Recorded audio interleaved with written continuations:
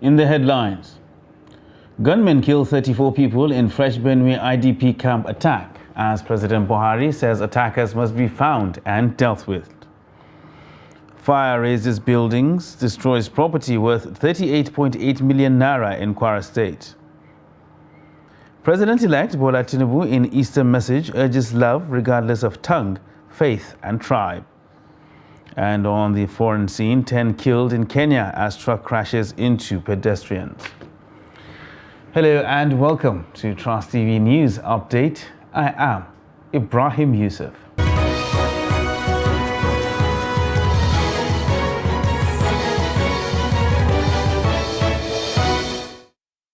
Hello and welcome once again. We begin in Benue State, where gunmen on Friday night killed 34 people in an attack on an internally displaced persons camp at a local primary school in Niev Council Ward of Guma local government area of Benue State. A resident, simply identified as Jonah, told newsmen that armed men attacked the community around 9 p.m. on Friday. He said a pregnant woman and her son were among those killed, while several others were injured. The security advisor of Guma Local Government Council, Christopher Waku, said 34 people were killed while over 40 others were injured. Waku disclosed that those killed were displaced from their various ancestral homes and were taking refuge at a classroom in the primary school. Police Public Relations Officer for Benue Command, Catherine Anene, confirmed the incident. Meanwhile, following the killing of over 50 persons by armed invaders in Umogidi village on Tuesday and Wednesday, the Benue State Governor has visited the area for on-the-spot assessment. During the visit, the Governor called for calm and assured that the perpetrators will be apprehended and brought to book. Jimmy Azandi reports. The villagers are devastated following the attacks which led to the death of scores of their loved ones. They are in shock, in fear and disbelief. Speaking through his deputy, Governor Samuel Otom called for calm as he appealed to the people to be more vigilant going forward. We ourselves, we must be watchful. Let us watch and see what is happening. Let us watch if there are intruders coming. We should be able to make very quick report to the relevant authorities so that they can send the law enforcement agents to take care of the situation. The time has come for us to be watchful. Chairman of the Tukpo Local Government Council, Bako Eje, an indigene of Omogidi whose son, brother-in-law and nephew were killed by the invaders, disclosed that there has been no internal or external aggression in the community and wonder why the gruesome attack. 4 days back, precisely, they killed 3 persons. They blockaded our road and robbed our people of their belongings, machines. They cut it away with 4 machines. On their way, they met 3 men on a hunting expedition in the bush. They killed them. On the following day in the morning, we buried the 3 corpses. On the following, around 4 p.m., precisely at about 4:15 p.m., on the day we buried the 3 corpses, they just came on us at a surprise and invaded our community. And they killed 50 persons. That is what has happened. We have not offended them. We have not touched their cows. We didn't even attack them because we don't have any weapons. They are defenseless. The youth who are agitated called for intervention, as it was reported that they barricaded the federal highway in the area in protest. But what we want to appeal you to do for us is the government of Benue State should please help us by the security strength. Because we don't want to go outside the constitution, we are now living at the mercies of the government by the security they provide for us. We didn't kill any of the cow, we didn't fight any of them. We are always at home. We don't go to our farms. They destroy all the farms. Even some of our cassava that are already planted, they pull it off for their cows. And we kill persons. So now we are relying on the government. Please, we need enough security to save the life of our people. And all the youth now are going back home to stay in our home.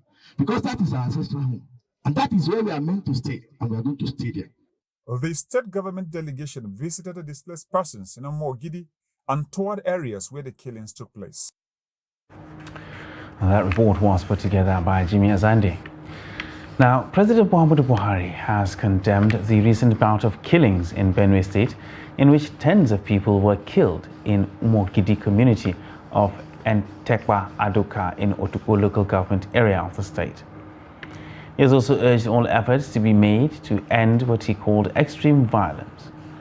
A statement from the Senior Special Assistant to the President on Media and Publicity, Garba Shehu, said the President condemned the use of terrorism as a tool for intercommunal conflicts, urging that the attackers be found and dealt with swiftly.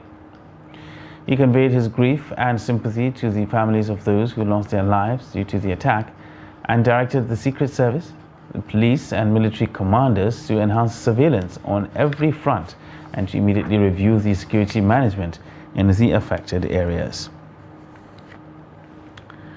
And still talking insecurity, gunmen in the early hours of Saturday attacked Chitumu, a community near Zuba town in Gwagwalada Area Council in the Federal Capital Territory. Secretary to the community's village head, Muhammad Liman, said the attackers, numbering about 15, arrived some minutes after 12 a.m. and went straight into the house of a cattle dealer, one Isiaka Al-Hassan Dogara. According to Liman, the gunmen immediately abducted him and his 14-year-old daughter, Fatima. They also shot dead his father, Al-Hassan Dogara, who had responded following persistent wailing from the wives of their abducted husband. The FCT Police Command is yet to respond to questions on the attack. Meanwhile, the Kaduna State government has removed the 12-hour curfew imposed on Sabon Garin Nasarawa Dirkania in Chukun local government area with immediate effect from Saturday, 8th April 2023. The state government relaxed the 24-hour curfew following a close monitoring and assessment of the situation by security agents. A statement issued by the Commissioner for Internal Security and Home Affairs, Samuel Arwan, said the military and police will continue to carry out patrols in the locations as residents of the area may now go about their lawful activities. The statement also advises citizens to stay clear of activities capable of disrupting public peace, as these will be promptly dealt with in accordance with the law. And the police command in Adamawa says it has arrested a 70-year-old man, Usman Ibrahim, for allegedly raping 2 minors in Yola North local government area. The command's spokesman, Suleiman Nguroje, disclosed this in a statement on Saturday in Yola. He said the survivors were 4 and 7-year-olds, both residents of Ajia Street, Jimeta. According to the statement, the Commissioner of Police, Afolabi Babatola, ordered for a thorough and clinical investigation. Nguroje further noted that the preliminary investigation so far reveals that the suspect is a father of 3 and now living alone after he separated from his wife 10 years ago. And property worth over 38 million naira has been lost to an inferno that gutted a paint shop located around Balawafi in Itakure area of Ilorin, the Kwara State capital, on Saturday. The fire also razed 2 residential buildings and 5 other shops besides the paint shop, destroying the entire property. Statement by the spokesman of the Kwara State Fire Service, Hassan Adekule, said the fire was as a result of the chemical nature of the burning materials and blamed its escalation to a late calling of the fire service by sympathizers. Meanwhile, the director of Kwara State Fire Service, Prince Falade John Olumuyiwa, has urged the people of the state to always cultivate the habit of switching off their electrical appliances while leaving home and even before bedtime, adding that this will help in curbing fire outbreaks in the state. Meanwhile, 3 persons were killed while 6 others sustained various degrees of injuries after 2 vehicles collided along the Abuja-Kaduna highway. An eyewitness, Saidu Ibrahim, said the incident happened around past 9 o'clock in the morning at Mararabai Ida village on Saturday between a Toyota Highlander and a Volkswagen Golf. He attributed the incident to overspeeding, and our reporter, who arrived at the scene shortly after the accident, saw 2 corpses from the Volkswagen lying by the roadside and covered with grass, while some FRSC officials struggled to remove the Golf driver who was trapped inside the car. The 7 injured victims, which included 3 children, were rescued into the FRSC pickup van to the General Hospital in Sabon Muse. An official of the FRSC, who was among officials trying to rescue the victims that simply identified himself as Usman, said the 3 corpses have been handed over to their relatives after they identified their bodies at the scene, while the 6 injured victims were taken to Sabon Muse General for treatment. And 3 bodies have been recovered from Thursday's boat mishap at the Yenagoa Brass Waterway. Initial reports have stated that occupants of a passenger boat that capsized near Okoroma in Nembe local government area of Bayelsa swam to safety. The report said a cargo boat that was involved in the accident sank. Chairman of Bayelsa chapter of Maritime Workers Union, Ipikansi Ogoniba, however, updated newsmen about the accident on Saturday in Yenagoa, saying the mishap involved only the cargo boat, which had an encounter with high waves. He said preliminary investigations showed that the cargo boat MV Tari had at least 100 passengers on board when the accident occurred, but some of the passengers swam to safety. He said one of the 3 corpses recovered, a woman, had been identified by relatives who took the remains to a mortuary in Yenagoa, while the 2 other victims, who are male, were awaiting identification. Police spokesman in Bayelsa, SP Asinim Butswat, confirmed the accident, but said the casualty figure had yet to be ascertained. Still with us on Trust TV News Update. Still ahead, we take a look at how Quila birds invaded Katsina farms. Details of this and more after the break. Stay with us.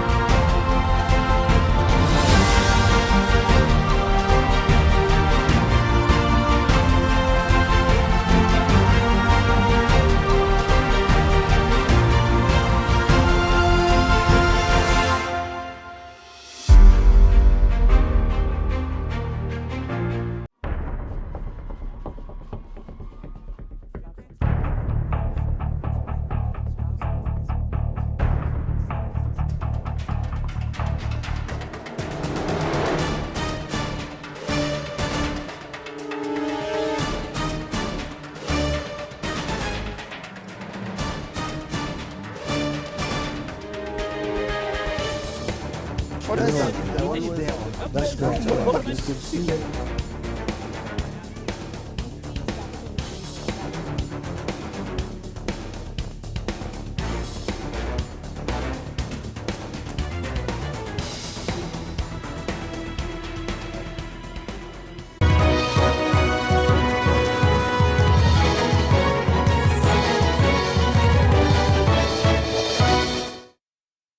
Welcome back, and thanks for staying with us on Trust TV News Update.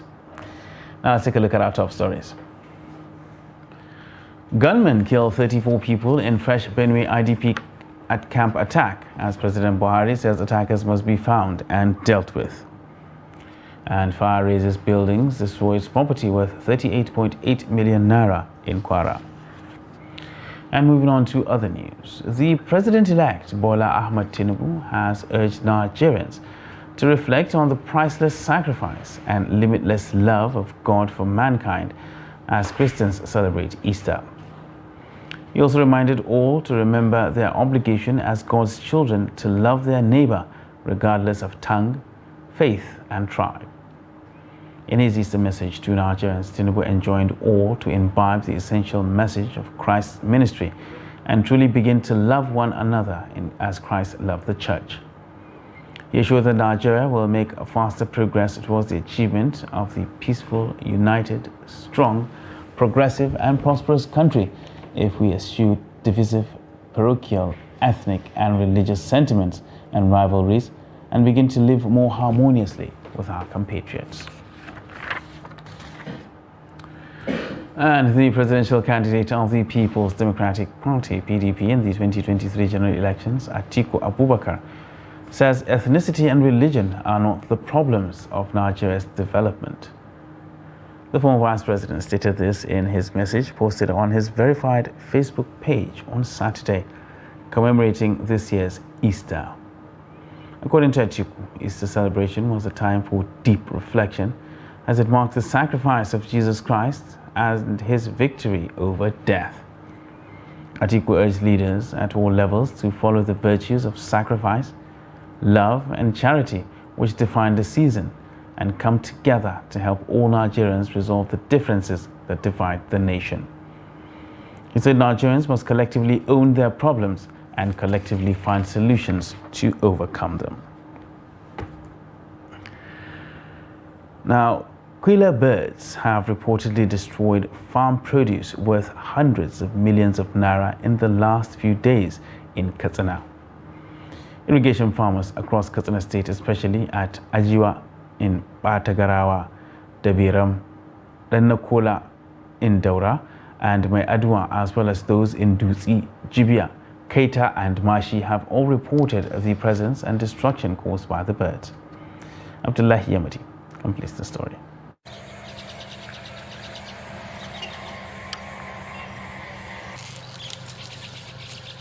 This is the extent to which birds are destroying farm produce, while farmers are left with local methods of dispersing the invading Quilla birds.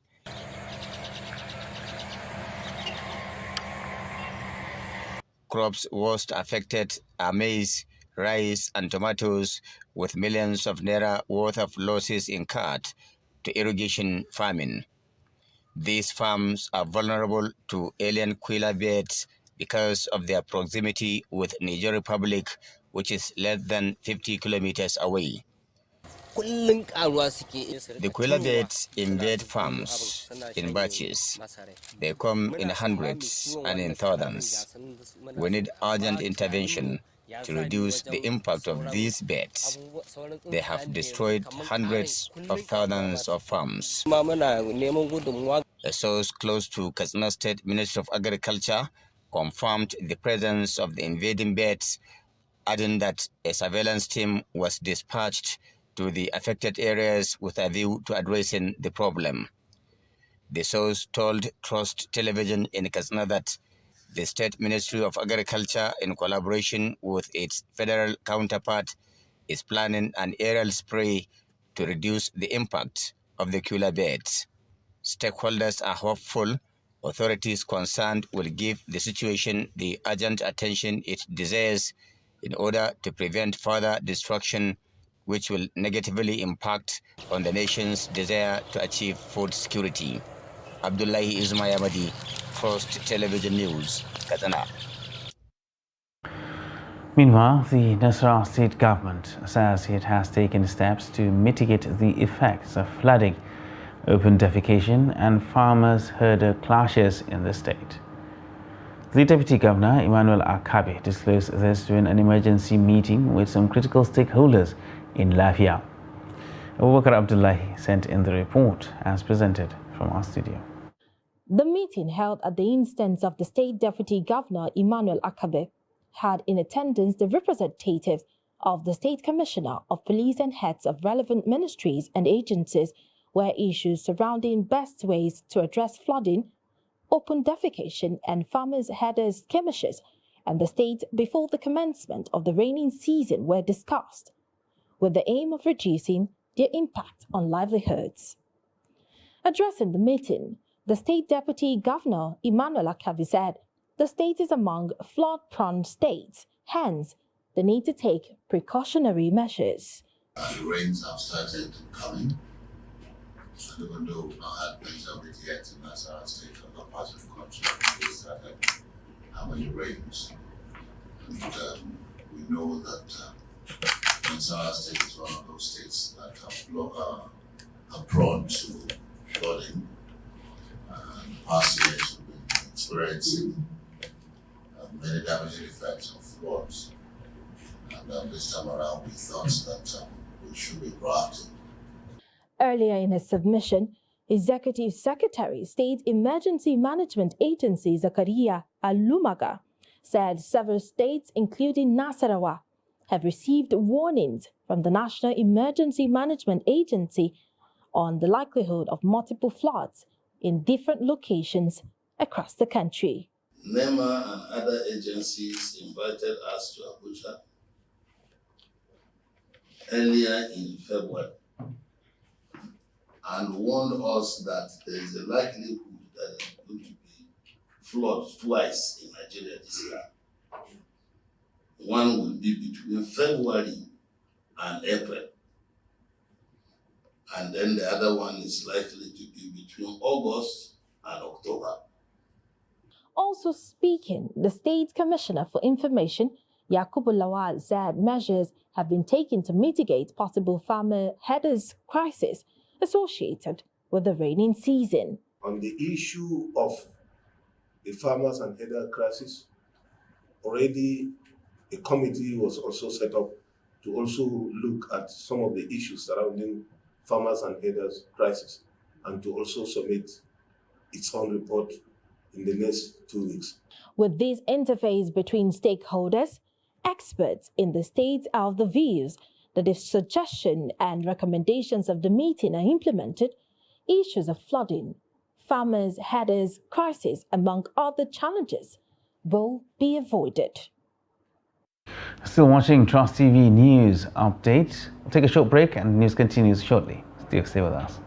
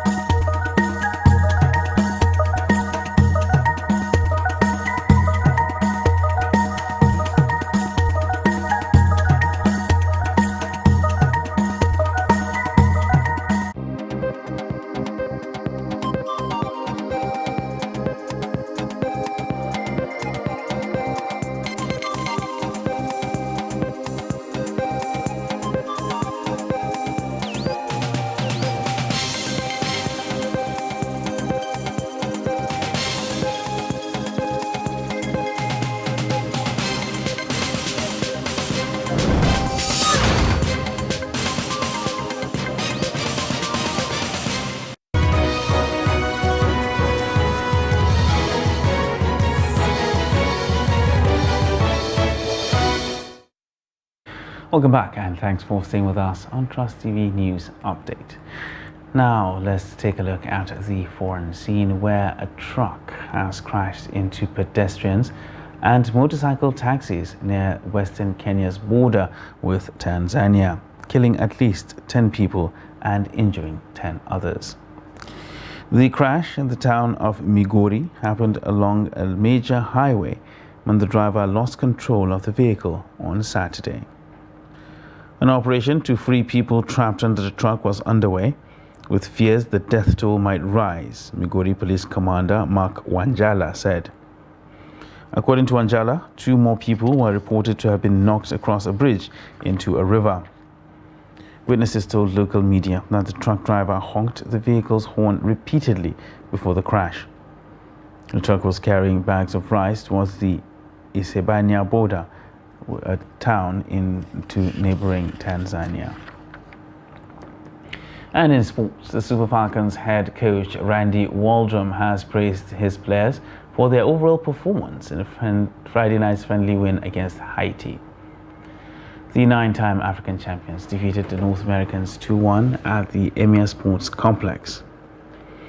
Esther Okoronkwo opened scoring for the Super Falcons from a superb free kick 5 minutes before the break, following a long period of dominance. Barcelona Femini forward Asisat Oshoala doubled Nigeria's advantage 2 minutes before the hour mark. The Super Falcons have now recorded back-to-back wins for the first time since their participation at the 2022 Africa Women's Cup of Nations in Morocco. The Super Falcons will take on New Zealand in their second friendly next week, Tuesday. And that wraps up Trust TV News Update for this hour. For more news, you can subscribe to watch us live on YouTube and follow us across all our social media platforms.